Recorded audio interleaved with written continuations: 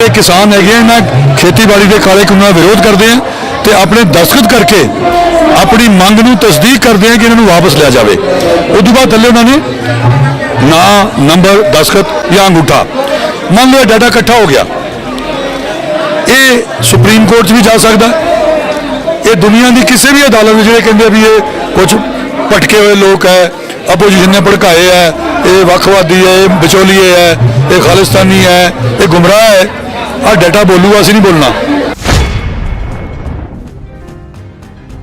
मसला यह है कि टोटल तौर पर किसान अपना कुछ कर सकते हैं। साढ़े को एक हार्ड कॉपी है, ठीक है, साढ़े को एक हार्ड कॉपी, साढ़े को सारा डाटा है, ठीक है। एक गल होगी, असी लोगों को कहने हैं कि तुम व्हाट्सएप की बजाय हुण टैलीग्राम डाउनलोड करो। एक ग्रुप के 2 लाख बंदा आता है, 10,000 कॉन्टैक्ट आते हैं। व्हाट्सएप वैसे भी सुनिया रिलायंस वाले ले लिया, वो सारा डाटा चोरी कर सकते हैं। टैलीग्राम डाउनलोड करो तो आपके नंबर आपको रखो, जो मान लो तुम नाल इंतजाम करता से अलर्ट है। सानू ये पता है कि साढ़े कितने भी कोई चोर मोरी लाने की कोशिश करेंगे, पर असी इस डर के मारे ਉਹਦਾ हथियार ही ना बनाइए भी कोई होर ना चला जाए, नहीं साढ़े कोले है। तुसीं देख रहे हो ਚੱਕ ਦੇ ਟੀਵੀ ਤੇ मैं हाँ बलदीप सिंह। कोई भी प्रॉब्लम होवे, समस्या होवे तो उस दा हल कढ़न लई कोई मैथड, कोई तरीका, कोई मैकेनिज्म लभना बहुत जरूरी है। किसानी मोर्चा लगातार पिछले अज 53वां दिन हो गया किसानी मोर्चे का, और किसान ये कह रहे हैं कि साडे जो एक कानून लागू किए ने सरकार ने वो रिपील किए जान, पर सरकार इस ते कुछ भी हाले तक पुख्ता नहीं कर रही है। बहुत शख्स पहुंचते हैं किसानी मोर्चे दे विच जो आपो अपनी राय रखते हैं। साडे नाल इस वेले स्पैशल बॉम्बे तो मंगल ढिल्लों जो कि प्रोड्यूसर, डायरैक्टर, एक्टर जो साडे नाल मौजूद ने, वो अपनी गल कर रहे हैं कि मेरे को एक तरीका है, मैकेनिज्म है, उस दे नाल असी जो समस्यावां ने आम तौर पर किसानी बिलों दी ते हैगियां ने, इस तो अलावा भी जो समस्या ने हल कर सकते हैं। गलबात करते हैं उन्हां नाल। तुहाडा स्वागत है। थैंक यू जी, बहुत बहुत धन्यवाद तुहाडा। कि तुसी किस मैकेनिज्म की गल करते हो, तुसी स्टेज तो भी शेयर किया, तो उस दे बारे कुछ चानना पाओ। देखो जी, बुनियादी तौर पर तो मैं आपकी हाज़री लाउण आया। मैं उन्होंने साढ़े किसान भरावां, बुजुर्गों, नौजवानों के सिदक नूं, शिद्दत नूं, जज्बे नूं, उन्होंने अकीदे नूं नमन करना है।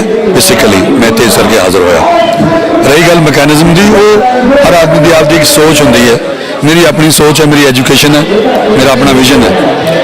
मैं बहुत सारे किसान लीडर्स नाल काम करता रहा है, चौधरी चरण सिंह तो लैके लोक दल वेले का, कि मैंने हमेशा लगता है किसान का एक्सप्लॉयटेशन होंदा है। किसान का कोई वाली वारस है नहीं, कोई माई बाप है नहीं, इस करके आत्महत्या करने लिए मजबूर है। VM सिंह किसान लीडर है यूपी, उन्होंने बड़ी मदद मैं करता रहा। इतने भी मैं पिंडों के आके बोलता रहा, इतने पहला भी एक बार मैं आके बोल के गया ना। असी सारी जिंदगी ये साढ़े जो किसान लीडर है वो बुजुर्ग हो गए, कई लोग चढ़ाई कर गए, असी कदों तक मोर्चे लाते रहेंगे कि साढ़े को कोई समाधान नहीं, परमानेंट सोल्यूशन की है, हल की है। मेरी तुच्छ बुद्धि के मुताबिक मैंने ये जवाब आया कि किसी सिस्टम नाल लड़न वास्ते तुहानूं सिस्टम क्रिएट करना पड़ेगा। इंडिविजुअल बंदा या एक संगठन उहदे नाल नहीं लड़ सकता। हुण भी एडे वड्डे सिस्टम नाल लड़न वास्ते एक सिस्टम ऑटोमैटिकली बनया, यानी 31 जथेबंदियां इकट्ठियां हो गई, फिर हिंदुस्तान के सारे संगठन इकट्ठे हो गए तो ये उन्होंने सामने ठहर पा रहे हैं। ठीक है, ये ऑटोमैटिकली होया क्योंकि कुदरत कुछ घटा रही है, गुरु साहब की कला वरत रही है, शहीदा सिंघां का पहरा है। अदरवाइज ये एक इतिहासक मूवमेंट है, दुनिया के रिकॉर्ड कायम हो गया इन्नी लंबी तो शांतिपूर्ण, जो कि दूजे पासों और मुमकिन कोशिशें की गई। सो मैनू ये लग्या कि इतने आके इन्होंने गल की जाए, लीडर साहबान नाल भी गल करनी है मैं, तो जो उन्होंने गल पकड़ च आउंदी है, क्योंकि ये खर्चा कुछ नहीं, किते जाना नहीं। मान लो तुसीं वैसे डाटा इकट्ठा करना तो तुहानूं ये डाटा इकट्ठा करने वास्ते 2-4 साल भी लग सकते, पिंड जाना पैना है। इत्थे सारे जागे हुए आए हैं, सीने च अग लई फिरदे हैं, इतने थां थां ते लंगर लगे हुए हैं, आ 2 स्टेजां लगी हुई हैं। इतने हर 1 घंटे बाद जोड़ा स्टेज सकत्तर वो अनाउंस करता रहे कि भाई जो भी सज्जन आया वो तो साडा टेबल लग्या हुआ, उत्ते आपदा नाम, नंबर ਤੇ ਦਸਤਖਤ ਕਰਕੇ ਜਾਣੇ ਆ। ਦਸਤਖਤ ਕਿਉਂ? ਇਹਦੇ ਉੱਤੇ ਅਸੀਂ 2 ਲਾਈਨਾਂ ਲਿਖੀਆਂ। ਇਹ ਜਿਹੜੀਆਂ 2 ਲਾਈਨਾਂ ਹੈ ਇਹਦੇ ਕਰਕੇ ਇਹ ਇੱਕ ਲੀਗਲ ਦਸਤਾਵੇਜ਼ ਬਣ ਜਾਣਾ ਹੈ। ਇਹਦੇ ਵਿੱਚ ਲਿਖਿਆ ਹੋਇਆ ਹੈ ਕਿ ਅਸੀਂ ਜਿਹੜੇ ਕਿਸਾਨ ਹੈਗੇ ਆ ਇਹਨਾਂ ਖੇਤੀਬਾੜੀ ਦੇ ਕਾਲੇ ਕਾਨੂੰਨਾਂ ਦਾ ਵਿਰੋਧ ਕਰਦੇ ਆ ਤੇ ਆਪਣੇ ਦਸਤਖਤ ਕਰਕੇ ਆਪਣੀ ਮੰਗ ਨੂੰ ਤਸਦੀਕ ਕਰਦੇ ਆ ਕਿ ਇਹਨਾਂ ਨੂੰ ਵਾਪਸ ਲਿਆ ਜਾਵੇ। ਉਸ ਤੋਂ ਬਾਅਦ ਥੱਲੇ ਉਹਨਾਂ ਨੇ ਨਾਂ, ਨੰਬਰ, ਦਸਤਖਤ ਜਾਂ ਅੰਗੂਠਾ। ਮੰਨ ਲਓ ਡਾਟਾ ਇਕੱਠਾ ਹੋ ਗਿਆ, ਇਹ ਸੁਪਰੀਮ ਕੋਰਟ 'ਚ ਵੀ ਜਾ ਸਕਦਾ।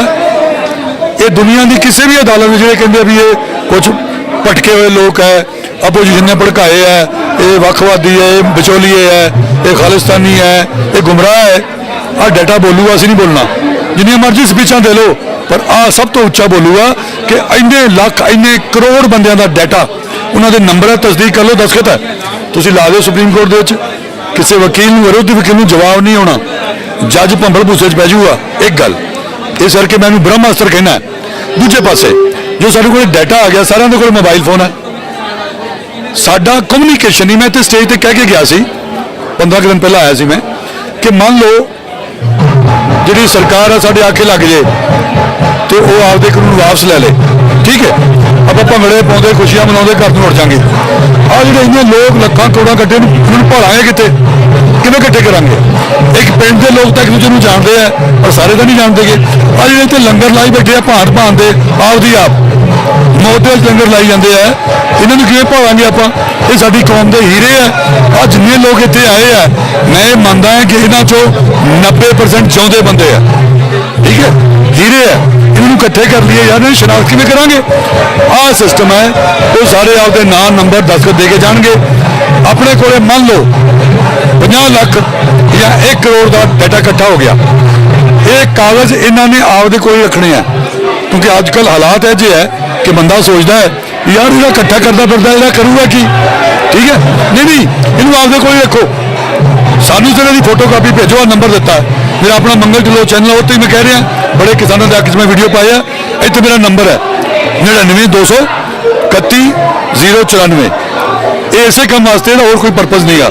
99 31 094। ਇੱਕ ਸਵਾਲ ਹੈ ਕਿ ਤੁਸੀਂ ਕਿਹਾ ਵੀ ਆਮ ਲੋਕ ਆਪਣਾ ਕਮਿਊਨੀਕੇਸ਼ਨ ਸਿਸਟਮ ਇੱਕ ਮੈਕੈਨਿਜ਼ਮ ਬਣਾਉਣ ਤਾਂ ਕਿ ਉਹ ਜੋ ਸਰਕਾਰਾਂ ਦੇ ਨਾਲ ਅਗਰ ਉਹ ਧੱਕਾ ਕਰਦੀਆਂ ਤਾਂ ਲੜ ਸਕਣ। ਤਾਂ ਇਸ ਦੇ ਵਿੱਚ ਜੋ ਫੋਨ ਨੰਬਰ ਦੀ ਪ੍ਰਕਿਰਿਆ ਹੈਗੀ ਆ, ਉਹ ਤਾਂ ਫਿਰ ਵੀ ਕਿਤੇ ਨਾ ਕਿਤੇ ਕਾਰਪੋਰੇਟ, ਹੁਣ ਜੋ ਕਾਰਪੋਰੇਟ ਕੰਪਨੀਆਂ ਰਿਲਾਇੰਸ ਜੀਓ ਦੇ ਖਿਲਾਫ ਕਿਸਾਨ ਮੋਰਚਾ ਲਾ ਕੇ ਬੈਠੇ ਆ, ਉਹਨਾਂ ਕੰਪਨੀਆਂ ਦੇ ਤਾਂ ਨੰਬਰ ਨੇ, ਉਹ ਕਿਤੇ ਨਾ ਕਿਤੇ ਉਹਨਾਂ ਦੀ ਸ਼ਮੂਲੀਅਤ ਤਾਂ ਵਿੱਚ ਹੋ ਹੀ ਜਾਂਦੀ ਹੈ। ਦੇਖੋ ਮਸਲਾ ਇਹ ਹੈ ਕਿ ਉਹਨਾਂ ਦੀ ਟੋਟਲ ਤੌਰ ਤੇ ਕਿਸਾਨ ਆਪਣਾ ਕੁਝ ਕਰ ਸਕਦੇ। ਸਾਡੇ ਕੋਲ ਸਤਿ ਸ਼੍ਰੀ ਅਕਾਲ ਜੀ, ਸਤਿ ਸ਼੍ਰੀ ਅਕਾਲ। ਸਾਡੇ ਕੋਲ ਇੱਕ ਹਾਰਡ ਕਾਪੀ ਹੈ, ਠੀਕ ਹੈ, ਸਾਡੇ ਕੋਲ ਇੱਕ ਹਾਰਡ ਕਾਪੀ, ਸਾਡੇ ਕੋਲ ਸਾਰਾ ਡਾਟਾ ਹੈ, ਠੀਕ ਹੈ। ਇੱਕ ਗੱਲ ਹੋ ਗਈ, ਅਸੀਂ ਲੋਕਾਂ ਨੂੰ ਕਹਿੰਦੇ ਆ ਕਿ ਤੁਸੀਂ WhatsApp ਦੀ ਬਜਾਏ ਹੁਣ ਟੈਲੀਗ੍ਰਾਮ ਡਾਊਨਲੋਡ ਕਰੋ। ਇੱਕ ਗਰੁੱਪ ਦੇ ਵਿੱਚ 2 ਲੱਖ ਬੰਦਾ ਆਉਂਦਾ ਹੈ, 10,000 ਕੰਟੈਕਟ ਆਉਂਦੇ ਉਹਦੇ ਵਿੱਚ। WhatsApp ਵੈਸੇ ਵੀ ਸੁਣਿਆ ਰਿਲਾਇੰਸ ਵਾਲਿਆਂ ਨੇ ਲੈ ਲਿਆ, ਉਹ ਸਾਡਾ ਡਾਟਾ ਚੋਰੀ ਕਰ ਸਕਦੇ ਆ। ਟੈਲੀਗ੍ਰਾਮ ਡਾਊਨਲੋਡ ਕਰੋ ਤੇ ਆਪਦੇ ਨੰਬਰ ਆਪਦੇ ਕੋਲ ਰੱਖੋ। ਜੇ ਮੰਨ ਲਓ ਤੁਹਾਨੂੰ ਕੋਈ ਮਿਸ ਇਨਫੋਰਮੇਸ਼ਨ ਆਉਂਦੀ ਹੈ, ਨਾਲ ਦੀ ਨਾਲ ਇਨਫਾਰਮ ਕਰਦਾ ਸੀ, ਅਲਰਟ ਹੈ। ਸਾਨੂੰ ਇਹ ਪਤਾ ਹੈ ਕਿ ਸਾਡੇ ਕਿਤੇ ਵੀ ਕੋਈ ਚੋਰ ਮੋਰੀ ਲਾਉਣ ਦੀ ਕੋਸ਼ਿਸ਼ ਕਰਨਗੇ, ਪਰ ਅਸੀਂ ਇਸ ਡਰ ਦੇ ਮਾਰੇ ਉਹਦਾ ਹਥਿਆਰ ਹੀ ਨਾ ਬਣਾਈਏ ਵੀ ਕੋਈ ਹੋਰ ਨਾ ਚਲਾ ਜੇ। ਨਹੀਂ, ਸਾਡੇ ਕੋਲੇ ਹੈ। ਹੁਣ ਮਸਲਾ ਕਮਿਊਨੀਕੇਸ਼ਨ ਦਾ, ਮਸਲਾ ਉਸ ਤਾਕਤ ਦਾ ਏਕਾ ਤੇ ਕਮਿਊਨੀਕੇਸ਼ਨ। ਏਕਾ ਤਾਂ ਹੋ ਗਿਆ, ਕਮਿਊਨੀਕੇਸ਼ਨ ਹੈ ਨਹੀਂ, ਅਸੀਂ ਉਹਨੂੰ ਭਾਲਾਂਗੇ ਕਿਵੇਂ? ਇਹ ਸਾਡੇ, ਅਸੀਂ ਸਾਰਾ ਡਾਟਾ ਇਕੱਠਾ ਕਰ ਲਿਆ, ਸਾਡੇ ਕੋਲ ਆ ਗਿਆ। ਆਪਣੇ ਕੋਲ IT ਦੇ ਬੰਦੇ ਹੈਗੇ, ਮੇਰੇ ਕੋਲ ਹੈਗੇ, ਅਸੀਂ ਸੇਵਾ ਕਰਨ ਨੂੰ ਤਿਆਰ ਹੈ। ਮੈਨੂੰ ਕੋਈ ਨਹੀਂ ਚਾਹੀਦਾ। ਮੈਨੂੰ ਕਿੰਨੀ ਵਾਰੀ ਪਾਰਟੀਆਂ ਟਿਕਟਾਂ ਦੀਆਂ, ਮੈਂ ਨਹੀਂ ਲੜਿਆ। ਮੈਂ ਕਿਹਾ ਯਾਰ ਇਹ ਬਹੁਤ ਕੁੱਤਾ ਕੰਮ ਹੈ, ਮੇਰੇ ਵੱਸ ਦੀ ਗੱਲ ਨਹੀਂ। ਮੈਂ ਰੱਬ ਵਾਲੇ ਪਾਸੇ ਲੱਗਿਆ। ਮੈਂ ਸਿੱਖ ਇਤਿਹਾਸ ਤੇ ਫਿਲਮਾਂ ਬਣਾਈਆਂ, ਹੁਣ ਧਰਮ ਤੇ ਬਣਾਈਆਂ, ਹੁਣ ਮੈਂ ਅਧਿਆਤਮ ਦੇ ਵਿੱਚ ਹਾਂ। ਮੇਰਾ ਨਾਮ ਹੈ ਸਪਿਰਿਚੁਅਲ ਮੋਟੀਵੇਟਰ। ਮੇਰੇ ਚੈਨਲ ਤੇ ਕੋਈ ਵੀ ਜਾ ਕੇ ਵੇਖ ਲੈ, ਮੰਗਲ ਢਿੱਲੋਂ ਚੈਨਲ ਤੇ ਰੱਬ ਨਾਲ ਮੇਰੀਆਂ ਗੱਲਾਂ ਪ੍ਰਮਾਣ ਹੈ। ਮੈਂ ਉੱਥੇ ਆਨੰਦ 'ਚ ਹਾਂ, ਮੈਂ ਮਜਬੂਰੀ 'ਚ ਆਇਆ ਕਿ ਅਸੀਂ ਉੱਥੇ ਖੁਦਾ ਕਰਦੇ ਰਹੀਏ, ਸਤਸੰਗ ਕਰਦੇ ਰਹੀਏ। ਲੋਕ ਸੜਕਾਂ ਤੇ ਬੈਠੇ ਆ, ਆਪਣਾ ਫਰਜ਼ ਬਣਦਾ ਹੈ ਕਿ ਧਰਮ ਬਿਨਾਂ ਨਾ ਰਾਜ ਚਲੇ ਹੈ, ਰਾਜ ਬਿਨਾਂ ਸਭ ਦਲੇ ਬਲੇ ਹੈ। ਤੇ ਆਓ ਭਾਈ ਆਪਣਾ ਫਰਜ਼ ਨਿਭਾਓ, ਹੋਕਾ ਦਿਓ। ਜੇ ਕਿਸੇ ਦੀ ਗੱਲ ਸਮਝ ਆਉਂਦੀ ਹੈ ਤਾਂ ਵੈਰੀ ਗੁੱਡ, ਨਹੀਂ ਆਉਂਦੀ ਹੈ ਤੇ ਮੇਰੇ ਆਤਮਾ ਤੇ ਬੋਝ ਨਹੀਂ ਹੋਊਗਾ। ਬਾਪੂ ਮੈਂ ਤਾਂ ਗਿਆ ਸੀ, ਮੈਂ ਪੂਰਾ ਜ਼ੋਰ ਲਾਇਆ। ਇਹ ਜਦੋਂ ਡਾਟਾ ਕਲੈਕਟ ਹੋ ਗਿਆ, ਇਹਦੇ ਵਿੱਚ ਜਿਵੇਂ ਤੁਸੀਂ ਕਹਿੰਦੇ ਹੋ ਕਿਹਦੇ ਕੋਲ ਰਹੂਗਾ, ਸਵਾਲ ਇਹ ਆਉਂਦਾ ਸੈਂਟਰਲ ਸਾਡੀ ਕਲੈਕਟਿਵ ਲੀਡਰਸ਼ਿਪ ਹੋਵੇ। ਕਲੈਕਟਿਵ ਲੀਡਰਸ਼ਿਪ ਸਾਡੇ ਕਲਾਕਾਰ, ਗਾਇਕ ਗਾਇਕ ਕਲਾਕਾਰ ਬੁੱਧਜੀਵੀ ਸਾਡੇ ਕਿਸਾਨ ਲੀਡਰ ਚੰਗੇ ਪੱਤਰਕਾਰ ਵਕੀਲ ਜੱਜ ਰਿਟਾਇਰਡ ਉਹ ਸਾਰੇ ਉਹਦੇ ਮੈਂਬਰ ਹੋਣ। ਸੋ 100-125 ਦੇ ਕਰੀਬ ਇੱਕ ਕਮੇਟੀ ਬਣੇ, ਉਹ ਕਮੇਟੀ ਚਲਾਵੇ, ਉੱਥੇ ਇਹ ਸਾਰਾ ਡਾਟਾ ਰਹੂਗਾ। ਸਰਕਾਰ ਕੋਲੇ ਮੈਂ ਜਿਵੇਂ ਬਾਰ-ਬਾਰ ਇਹ ਕਹਿਣਾ ਹੈਗਾ ਕਿ ਸੀਐਮ ਨੇ ਕੋਈ ਆਰਡਰ ਦਿੱਤਾ, ਚੀਫ ਸੈਕਟਰੀ ਪ੍ਰਿੰਸੀਪਲ ਸੈਕਟਰੀ ਕੋਲੇ ਹੁੰਦਾ ਹੋਇਆ ਡੀਸੀ ਐਸਡੀਐਮ ਪਿੰਡ ਪਹੁੰਚ ਗਿਆ, 1 ਘੰਟੇ 'ਚ ਉਹਨੇ ਅਨਾਉਂਸ ਕਰਤਾ। ਸਾਡੇ ਕੋਲ ਸਿਸਟਮ ਹੀ ਹੈ ਨਹੀਂ। ਜਦੋਂ ਆਹ ਸਿਸਟਮ ਬਣ ਗਿਆ, ਫੈਸਲਾ ਹੋਇਆ, ਕਮੇਟੀ ਨੇ ਕੀਤਾ, ਉਹ ਮੈਸੇਜ ਪਾਇਆ, ਮੈਸੇਜ ਕਰਤਾ, ਪੂਰੇ ਪੰਜਾਬ 'ਚ ਪਹੁੰਚ ਗਿਆ, ਸ਼ਾਮ ਨੂੰ ਅਨਾਉਂਸਮੈਂਟ ਹੋ ਗਈ ਪਿੰਡ ਦੇ ਵਿੱਚ। ਸਾਡੇ ਕੋਲੇ ਇੱਕ ਕਨਸਟੀਟਿਊਸ਼ਨਲ ਅਧਿਕਾਰ ਵੀ ਹੈ, ਲੋਕਤੰਤਰਿਕ ਤਰੀਕਾ ਹੈ, ਸ਼ਾਂਤੀਪੂਰਨ ਤਰੀਕੇ ਨਾਲ ਕਰ ਰਹੇ ਹਾਂ ਅਸੀਂ।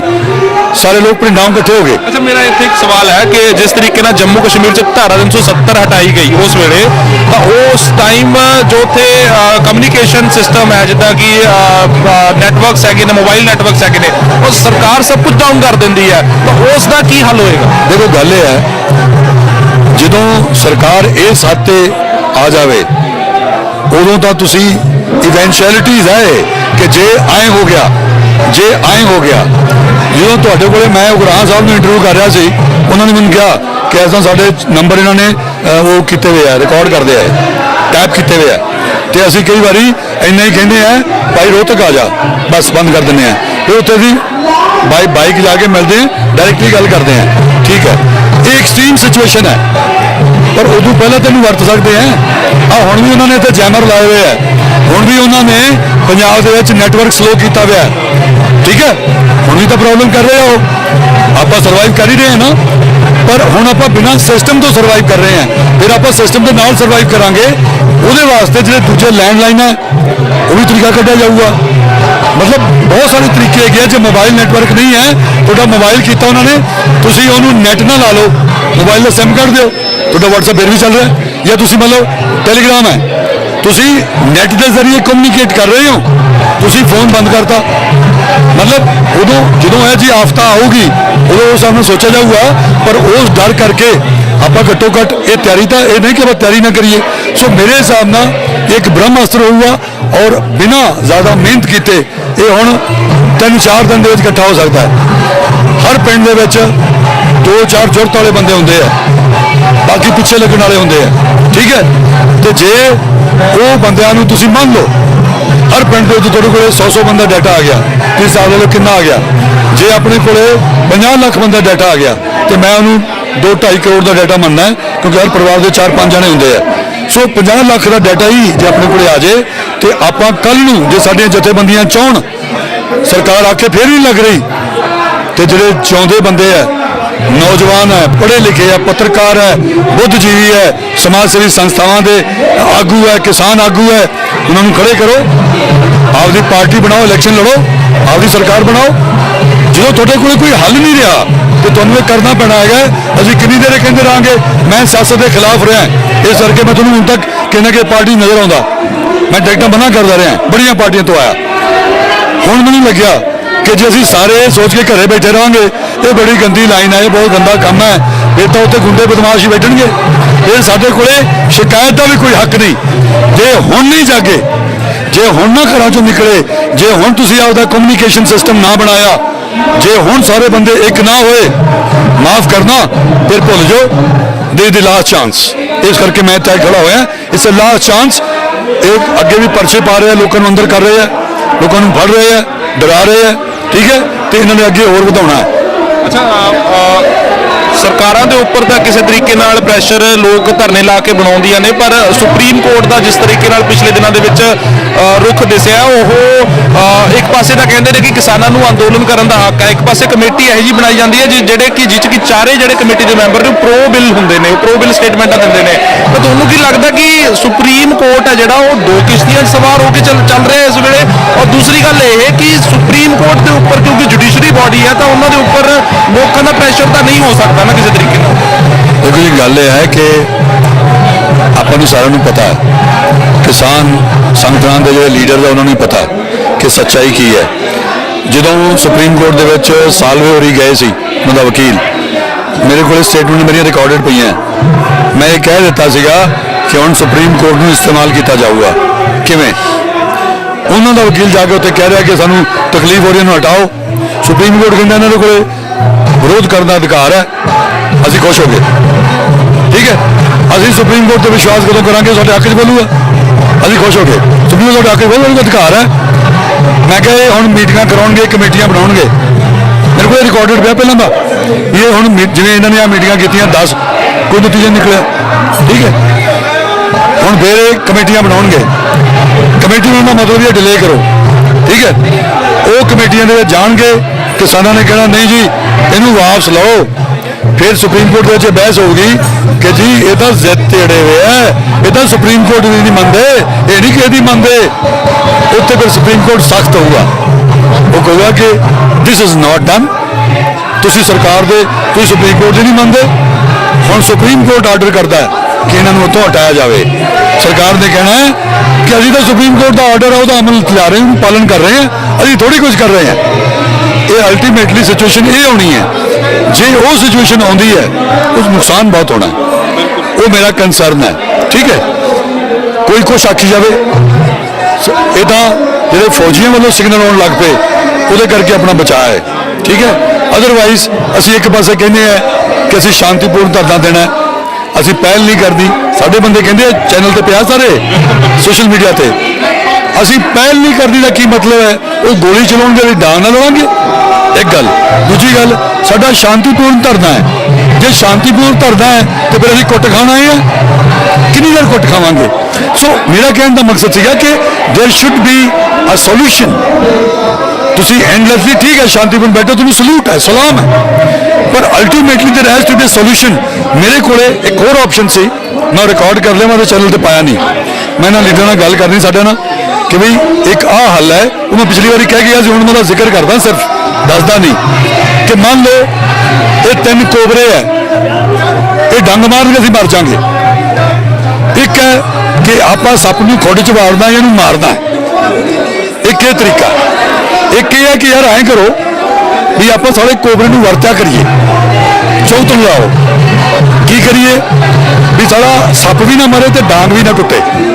ਠੀਕ ਹੈ, ਆਪਾਂ ਕੋਬਰੇ ਦੀ ਸਾਲੇ ਦੀ ਉਹ ਥੈਲੀ ਕੱਢ ਦਿੰਦੇ ਆ ਜ਼ਹਿਰ ਵਾਲੀ, ਨਾਲੇ ਕੱਢ ਦਿੰਦੇ ਆ ਦੰਦ, ਤੇ ਮੁੜ ਕੇ ਨੂੰ ਕਰਦੇ ਆ ਪਿਟਾਰੀ 'ਚ ਬੰਦ, ਤੇ ਆਪਾਂ ਇਹ ਤੇ ਪੈਸੇ ਕਮਾਇਆ ਕਰਾਂਗੇ।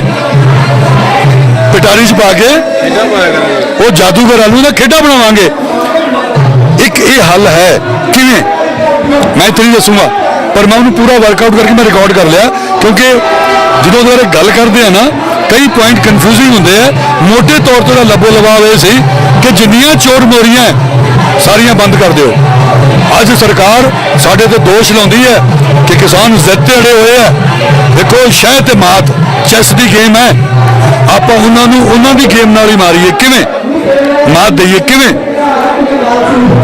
ਤੁਸੀਂ ਉਹਨੂੰ ਗੌਰ ਨਾਲ ਵੇਖੋ ਕਿ ਅੰਗਰੇਜ਼ੀ ਦੀ ਕਹਾਵਤ ਹੈ ਕਿ ਨਾਓ ਬਾਲ is in the court of the farmers. ਉਹਨਾਂ ਦੇ ਪਾਲੇ 'ਚ ਗੇਮ ਹੈ ਕਿ ਅਸੀਂ ਕਹਿੰਦੇ ਅੱਜ ਤਾਂ ਤਰਮੀਮਾਂ ਕਰਨ ਨੂੰ ਤਿਆਰ ਹੈ, ਪਰ ਉਹ ਜ਼ਿੱਦ ਤੜੇ ਆ। ਇਹ ਪ੍ਰਚਾਰ ਹੋ ਰਿਹਾ। ਠੀਕ ਹੈ, ਲੋਕਾਂ ਕੋਲੇ ਜਾ ਰਿਹਾ ਘਰ ਘਰ ਵੀ ਜ਼ਿੱਦ ਤੜੇ ਬੈਠੇ। ਸਰਕਾਰ ਤਾਂ ਮੰਨ ਗਈ ਸੀ।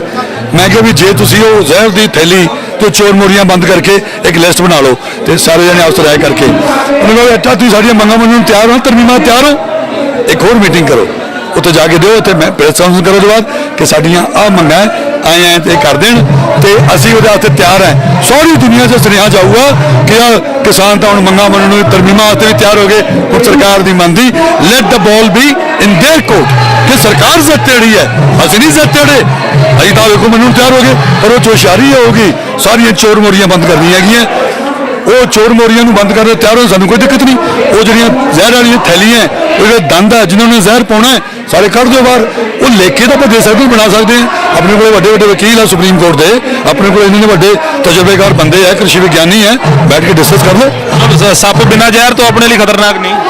ਉਹਦਾ ਆਪਾਂ ਭਾਈ ਸਾਹਿਬ ਦਾ ਖੇਡਾ ਪਾਵਾਂਗੇ। ਉਹਦਾ ਜਵਾਗ ਲਈ ਫਿਰਦੇ ਆ। ਉਹ ਤਾਂ ਲੋਕ ਪੈਸੇ ਦੇ ਕੇ ਜਾਂਦੇ ਆ। ਉਹ ਤਾਂ ਆਮਦਨੀ ਦਾ ਜ਼ਰੀਆ ਬਣ ਸਕਦਾ ਹੈ, ਦਰਸ਼ਨੀ ਚੀਜ਼। ਮਤਲਬ ਇਸ ਸਿਚੁਏਸ਼ਨ ਦੇ ਉੱਤੇ ਜਿੱਥੇ ਇੱਕ ਡੈਡਲੌਕ ਦੀ ਸਿਚੁਏਸ਼ਨ ਹੈ ਕਿ ਦੇਖੋ, ਟੂ ਬੀ ਵੈਰੀ ਓਨੈਸਟ, ਮੈਂ ਕਿਸੇ ਦੀ ਨਿਗਾਹ 'ਚ ਗਲਤ ਹੋ ਸਕਦਾ, ਮੈਂ ਗਲਤ ਹੋਵਾਂ ਤਾਂ ਉਹਦੇ ਕੋਲ ਮਾਫੀ ਚਾਹੁੰਦਾ, ਪਰ ਮੇਰਾ ਆਪਣਾ ਜਜ਼ਬਾ ਹੈ ਕਿ ਅਸੀਂ ਜ਼ਹਿਰ ਵੇਚਾਂਗੇ ਯਾਰ, ਉਹਦਾ ਕਮਾਈ ਕਰਾਂਗੇ। ਅਸੀਂ ਬੜੇ ਮੋਰਚੇ ਲਾਏ ਆ, ਅਸੀਂ ਬੜੀਆਂ ਮੂਵਮੈਂਟ ਦੇ ਵਿੱਚ ਆਏ ਹਾਂ, ਅਸੀਂ ਨੁਕਸਾਨ ਬਹੁਤ ਕਰਾਇਆ ਹੈ। ਸਾਡਾ ਪਿਛਲੀ ਵਾਰੀ ਨੁਕਸਾਨ ਹੋਇਆ, ਸਾਨੂੰ 36 ਸਾਲ ਲੱਗੇ ਉੱਠਣ 'ਚ। ਇਸ ਕਰਕੇ ਮੇਰਾ ਕੰਸਰਨ ਉਹ ਹੈ ਕਿ ਹੁਣ ਸਾਡੀ ਸਾਰੀ ਦੁਨੀਆ ਤੂਤੀ ਬੋਲ ਰਹੀ ਹੈ, ਸਾਰੀ ਦੁਨੀਆ ਨੇ ਰਿਕਾਰਡ ਕਾਇਮ ਕਰਤਾ, ਸਾਰੀ ਕੌਮ ਇਕੱਠੀ ਹੋ ਗਈ, ਸਾਰੇ ਜਿਉਂਦੇ ਬੰਦੇ ਇਕੱਠੇ ਹੋ ਗਏ, ਸਾਰੀ ਦੁਨੀਆ ਧੰਨ ਧੰਨ ਹੋਈ ਪਈ ਹੈ ਸਾਡੇ ਲੰਗਰਾਂ ਦੀ, ਸਾਡੇ ਗੁਰੂ ਦੀ, ਸਾਡੇ ਫਲਸਫੇ ਦੀ, ਸਾਡੀ ਪੱਗ ਦੀ, ਸਾਡੀ ਕੌਮ ਦੀ। ਉਹਨੂੰ ਬਚਾਉਣ ਦੀ ਬੜੀ ਲੋੜ ਹੈ। ਇੱਥੇ ਇਹ ਟ੍ਰਿਕੀ ਮੂਮੈਂਟ ਹੈ, ਇੱਥੇ ਬਹੁਤ ਸਮਝਦਾਰੀ ਨਾਲ, ਬੜੇ ਠੰਮੇ ਨਾਲ, ਕਿਉਂਕਿ ਇਹ ਭੈ ਕਿ ਥੱਪੜ ਮਾਰ ਨਾ ਦੇਵੇ ਇਹ ਜ਼ਿਆਦਾ ਇੰਪੋਰਟੈਂਟ ਹੈ। ਜਦੋਂ ਮਾਰ ਹੀ ਦਿੱਤਾ ਫਿਰ ਤਾਂ ਗੱਲ ਆਹੀ ਸੀ ਨਾ, ਗੱਲ ਉਦੋਂ ਭੈ ਖਤਮ ਹੋ ਜਾਂਦਾ ਹੈਗਾ। ਸਾਡਾ ਇਹ ਜਿਹੜਾ ਜਲਵਾ ਹੈ, ਇਹ ਜਿਹੜਾ ਜਜ਼ਬਾ ਹੈ, ਇਹਦੇ ਨਾਲ ਆਪਣੀ ਜਿੱਤ ਆਲਰੇਡੀ, ਸਿਰਫ ਉਹਨੂੰ ਕਿਵੇਂ ਮੈਨੀਪੂਲੇਟ ਕਰਨਾ ਹੈ ਇਹ ਮੇਰਾ ਕੰਸਰਨ ਹੈ ਵਿਅਕਤੀਗਤ। ਕੋਈ ਨਾ ਮੰਨੇ ਉਹਨਾਂ ਦੀ ਗੱਲ ਹੈ, ਪਰ ਮੈਨੂੰ ਸੀ ਕਿ ਜੇ ਉਹ ਹੋ ਜਾਂਦਾ ਤੇ ਆ ਬ੍ਰਹਮਾਸਤਰ ਸਾਡੇ ਕੋਲੇ ਆ ਜਾਂਦਾ then sky is the limit. ਸਾਨੂੰ ਪਿੱਛੇ ਮੁੜ ਕੇ ਵੇਖਣ ਦੀ ਲੋੜ ਨਹੀਂ ਪੈਣੀ ਤੇ ਜੇ ਕਾਨੂੰਨ ਬਣਾਉਣੇ ਬਣਾ ਲਓ, ਆਪ ਬਣਾ ਲਓ। ਅੱਛਾ, ਇੱਕ ਲਾਸਟ ਸਵਾਲ ਮੇਰਾ ਇਹ ਹੈ ਕਿ ਤੁਸੀਂ ਕਲਾਕਾਰਾਂ ਨੇ ਬਹੁਤ ਸਹਿਯੋਗ ਦਿੱਤਾ ਇਸ ਅੰਦੋਲਨ ਦੇ ਵਿੱਚ, ਬਹੁਤ ਜਿਹੜਾ ਕਲਾਕਾਰਾਂ ਨੂੰ ਮੋਟੀਵੇਟ ਕਰਦੇ ਨੇ, ਔਰ ਤੁਸੀਂ ਵੀ ਇਸੇ ਫੀਲਡ ਨਾਲ ਜੁੜੇ ਹੋਏ ਹੋ। ਪਰ ਪਿਛਲੇ ਦਿਨੀ ਹੇਮਾ ਮਾਲਿਨੀ ਜੋ ਬਹੁਤ ਪ੍ਰਸਿੱਧ ਕਲਾਕਾਰ ਨੇ ਬਾਲੀਵੁੱਡ ਦੇ, ਉਹਨਾਂ ਦਾ ਬਿਆਨ ਸੀ ਕਿ ਕਿਸਾਨਾਂ ਨੂੰ ਤਾਂ ਇਹਨਾਂ ਬਿੱਲਾਂ ਦੀ ਸਮਝ ਹੀ ਨਹੀਂ ਹੈ। ਮੈਂ ਤਾਂ ਇਹਦੇ ਬਾਰੇ ਹੱਸ ਹੀ ਸਕਦਾ। ਦੇਖੋ ਹੇਮਾ ਜੀ ਨੂੰ ਕੀ ਸਮਝ ਹੈ, ਉਹਦਾ ਫਿਲਮ ਐਕਟਰਸ ਹੈਗੀ ਹੈ, बहुत अच्छे इंसान है, नो डाउट, बहुत अच्छे डांसर एक्ट्रेस है, ग्रेट। अभी थोड़ा जिहा काम किया एक बार इकट्ठे, पर उन्होंने बिल्लां बारे की पता है। किसान की समस्या बारे सच पुछो तो जिहड़ा वो 30% तबका है, ये 70% किसान है, इन्हां दी समस्या बारे तो इन्होंने पता है, वो नहीं जानते गे। वो खेतों के किवें काम करते, सप्पां दे सिर मिधदे है, वो ठंड के किवें नक्के मोड़ते हैं, उन्होंने पता है। वो जो उन्होंने फसल लैके उन्हें मंडी च किवें रुलदी है तो किवें परखियां ला ला के रेट तय करते हैं तो किवें FCI के इंस्पैक्टर हर चीज़ मिल जाते हैं, ये तो वो जानते है। जिवें कर्जे दे विच धी दा विआह है, सिर ते कर्जा है, ये तो वो जानते हैं। With due respect to Hema ji, उन्हों दा परिवार, धर्म भाजी ते सनी होरी, उन्होंने होना चाहिए सी, क्योंकि इहो ਜਿਹੇ मूवमेंट जिंदगी में एक अद्धी वारी आउंदे है जो तुसी सबूत देना है कि तुसी जिउंदे हो कि नहीं, तुसी अपने लोगों के नाल हो जिन्होंने तुहानूं बनाया, तुसी आपदी मिट्टी के नाल हो या नहीं। ये जो मौके तो कदे कदे आउंदे आ, बार बार नहीं आउंदे, उस तो बाद वो सोने दे बन के आ जाण, वो गल नहीं बननी। एक मौका होंदा है, उन्होंने कोले गोल्डन अपॉर्चुनिटी सीगा, ये ठीक है, उन्होंने सरकार नाराज़ हो जाती, पर तुसीं कह सकते हो जिवें तुहाडी मजबूरी है उवें साडी भी मजबूरी है, असीं नाक किवें मिलावांगे। सो हेमा जी आपदी तां जिन्नी कुछ उन्होंने समझ उन्होंने गल कीती, किसानां नूं मैनूं भी लगदा सी कि किसानों को पता नहीं, सच दस रहा शुरू के मैं लग्या यार इन्होंने पता नहीं। कुछ कृषि विज्ञानियों ने मैं गल की, सरदार सिंह जौहल होरां, उन्होंने कुछ बयान पढ़े सुने, लेख भी लिखा, किसी हद तक वो किसी हद तक कुछ गल्लां ठीक भी कर रहे हैं, कोई दोहरा नहीं। पर जिहड़े ये लॉ है तीन, जिन्ना च इन्हां दे विच तरमीमां वो तरमीमां नहीं होंदियां, चोर बोरियां। देखो मोटे तौर पर जे तुसीं जमाखोरी का कानून ही खत्म करता फिर तो जमा कर देंगे, तो जो जमा कर लिया उन्होंने, जे तुसीं MSP नहीं रखते, मान लो तुसीं शुरू करने MSP रखती, वो MSP तो बाद देंगे, साढ़े बंदे उत्थे जान लग पेंगे, 100 रुपया वध मिलता कोल पिछले। APSP आपदी आप खत्म हो जानी, कोई तो जाना नहीं कहीं, उन्होंने बंद कर दो भाई। जो बंद कर दियाँ मंडियाँ, ठीक है, उन्होंने बंद होंगे ही इन्होंने कहना तो 1000 च लवांगे, तो कितने जाओगे। इस करके मेरी एक राय सी, वो मैं कहना लीडर साहबान कि MSP की गल के नाल MRP की भी गल करो कि जी MRP है, जिवें तुसीं MSP लाई, तुसीं हुण 8 रुपए किलो च लेने हो, 8 रुपए किलो मक्की लेने हो, तो तुसीं 150 रुपए किलो आटा बेचते हो। उस अनुपात के विच, उस मिकदार के विच उहदी MRP होनी चाहिए है। जे 8 रुपये किलो लिया है तो तुसीं 50 रुपए तो वध जिन्ना भी होवे उदों वध नहीं बेच सकते, वो MRP भी होनी चाहिए है। और उत्थे MSP प्राइवेट तो भी लागू होनी चाहिए है कि तू इदू घट खरीद नहीं सकता, तो ये जुर्म है। फिर जो MSP खत्म होती है तो मेरी अपनी सोच है कि जे उन्होंने तो भी लागू है कि तुसीं MSP तो घट लाओगे तो लीगली जुर्म है। जो तो अपना SDM को जाना है, तुसीं कोर्ट भी जा सकते हो। जो कॉन्ट्रैक्ट के मतलब ये कुछ सजेशनस है, उन्होंने मर्जी है। मसला कई बारी सामने वाला जो थोड़ा अपोनेंट है, तुसीं इन्ना गुठे ला लेंगे हो, सियाणप ये होंगी है कि हम इन्होंने आप चोर मोरी भी दिए निकलनों।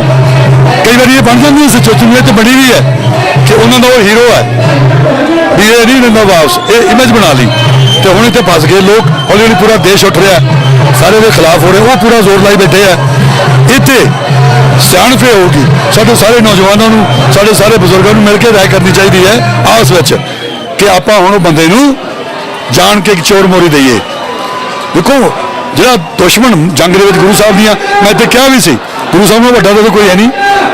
ਯੁੱਧ ਦੀ ਇੱਕ ਨੀਤੀ ਹੁੰਦੀ ਹੈ, ਉੱਥੇ ਕਈ ਵਾਰੀ ਜੋ ਦੁਸ਼ਮਣ ਤੁਹਾਨੂੰ ਲੱਗਦਾ ਕਿ ਕਾਰਨਰ ਕਰ ਲਿਆ ਤੇ ਫਿਰ ਆਪਾਂ ਉਹਨੂੰ ਪੈਠ ਵਿਖਾਉਂਦਾ, ਆਪਾਂ ਉੱਤੇ ਵਾਰ ਨਹੀਂ ਕਰਦੇ। ਜਦੋਂ ਇਹ ਸਿਚੁਏਸ਼ਨ ਆਉਂਦੀ ਹੈ ਫਿਰ ਆਪਾਂ ਉਹਨੂੰ ਚੋਰ ਮੋਰੀ ਦਿੰਦੇ ਆ। ਤੇ ਮੇਰਾ ਕਹਿਣ ਦਾ ਭਾਵ ਹੈ ਸਾਰੇ ਜਾਣੇ ਇੱਕ ਹੈ, ਇਕੱਠੇ ਆ, ਲੜਾਂਗੇ, ਪਰ ਉਹ ਜਿਹੜੀ ਸਾਡੀ ਟੌਰ ਬਣੀ ਦੁਨੀਆ ਦੇ ਵਿੱਚ, ਉਹ ਜੋ ਅਸੀਂ ਇਤਿਹਾਸ ਰਚਤਾ ਉਹਨੂੰ ਮੇਨਟੇਨ ਕਰਨਾ ਇਹ ਬਹੁਤ ਜ਼ਰੂਰੀ। ਜੋ ਸਿਖਰ ਤੇ ਪਹੁੰਚ ਜਾਂਦਾ ਨਾ ਉਦੋਂ ਮਾਮਲਾ ਬੜਾ ਟ੍ਰਿਕੀ ਤੇ ਨਾਜ਼ੁਕ ਹੁੰਦਾ ਹੈ। ਮੇਰਾ ਕੰਸਰਨ ਉਹ ਹੈ, ਬਾਕੀ ਤਾਂ ਰੱਬ ਅੱਗੇ ਮੈਂ ਵੀ ਅਰਦਾਸਾਂ ਕਰਦਾ, ਸਾਡੇ तमाम ਬੰਦਿਆਂ ਨੂੰ ਉਹਦੇ ਚੈਨਲ ਦੇ ਜ਼ਰੀਏ ਮੈਂ ਕਿਹਾ ਕਿ ਅਰਦਾਸਾਂ ਕਰੋ।